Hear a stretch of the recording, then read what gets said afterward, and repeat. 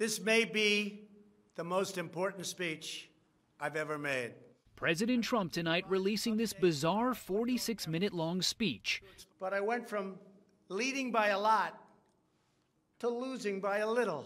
Filled with more baseless accusations of election fraud. We have in all swing states major infractions or outright fraud. If we are right about the fraud, Joe Biden can't be president. But court after court has ruled the president is wrong about the fraud, and his campaign lacks credible evidence. The president's own Attorney General Bill Barr says the Department of Justice has found no widespread fraud that would change the election result. Today, the White House would not say if President Trump still has confidence in Barr. If he has any personnel announcements, we'll be the first to know it. And the White House is also dodging questions about reports that President Trump is considering preemptive pardons for 3 of his adult children and his son-in-law, Jared Kushner, egged on by his Fox News supporters. Why wouldn't he just pardon himself and his family on the way out the door? None of his children has been charged with any crime. Ivanka Trump was deposed yesterday as part of an investigation into the misuse of inauguration funds.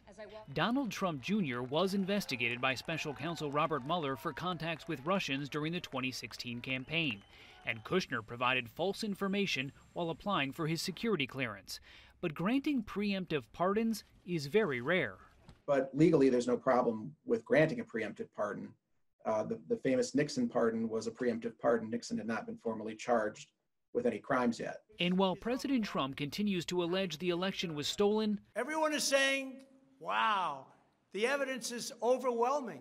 At a White House Christmas party last night, he teased a re-election run in 2024. It's been an amazing 4 years. We're trying to do another 4 years, otherwise I'll see you in 4 years. The president is not conceding, and administration officials tell CBS News they do not expect President Trump to attend Joe Biden's inauguration. That would make Mr. Trump the first sitting U.S. president to snub his successor since Andrew Johnson back in 1869. Ben Tracy, CBS News, the White House.